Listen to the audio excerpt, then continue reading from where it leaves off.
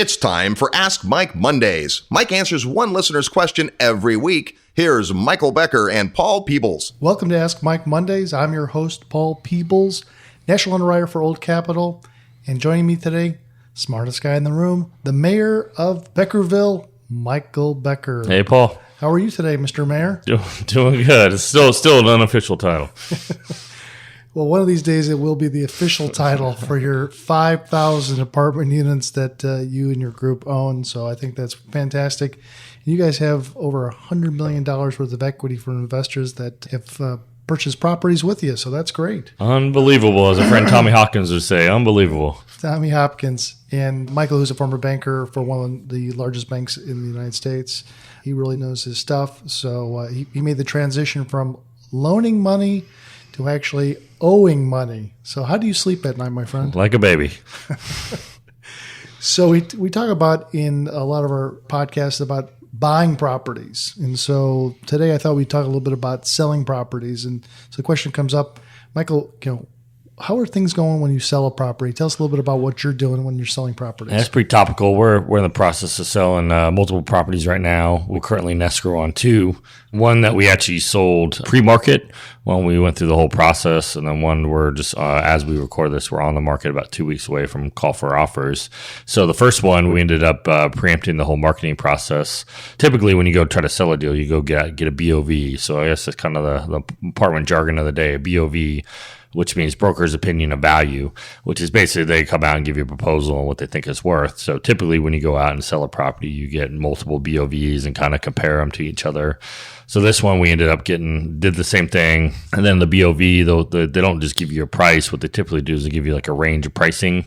So typically it'll be something like low, mid, high, and they'll call it market, strike, premium. So the market's the low, strike's kind of the mid, and premium is the kind of the reach of the high.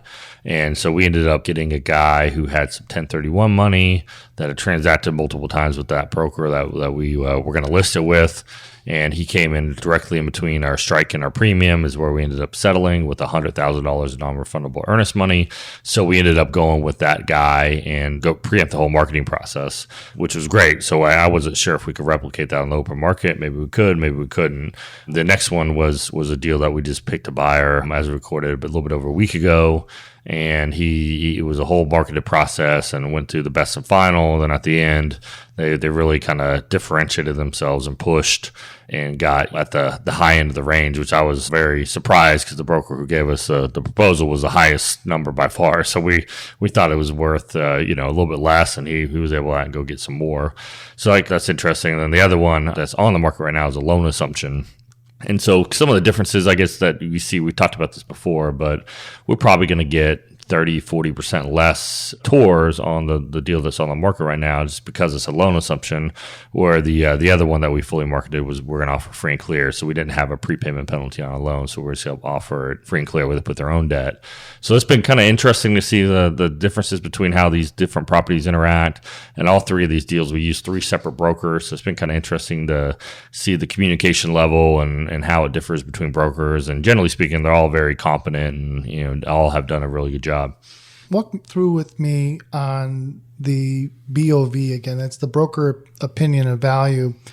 How many should you get on that? And then what do you have to actually submit to them to get that opinion? Is it the financial statements? Do they come out to look at the property? Do they want to walk it? Tell us a little bit more about what they do to get a BOV. Yeah, so you typically want to get 2 or 3 opinions of value. You don't want to necessarily get one.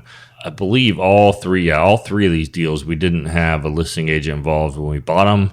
So we were kind of open, I guess, free agents on these deals to sell it to whoever. Typically, it's kind of customary, kind of the unwritten code. If a broker sells you a deal, you typically try to, when you go sell it, relist it with that same broker. That's kind of very common practice in the marketplace. Well, these particular deals, we didn't owe any brokers to sell it with. So we didn't have to do that. I'm not saying that that's in every case you do that, but that's kind of customary. But even if you do that, you want to make sure that you go out and get some opinions of value, because like the property that I just mentioned that we went through the full market on, we got 3 opinions, and then 2 guys were the high end of the 2 of the guys' range was lower than the low end of the guy we ended up listing with low range. So he was materially more bullish on the deal. than the other two brokers were, and actually ended up going out and getting it. So, which was, if they don't believe they can go get Push's pricing when they give you the proposal, the BOV, then they're not going to go out to the marketplace and sell it, and the likelihood of success in getting these higher prices goes down. And so what do you have to supply them with? Oh, yeah, sorry. You give them typically a T12, so a trailing 12 financial statement, and a rent roll is pretty much what they want. And then they want to know kind of the story of the deal. What have you done? How many units have you upgraded? Is there anything funky or quirky about the deal? That's typically what you provide a broker to get a BOV, just really a T12, a rent roll, and then some backstory on the property. Interesting.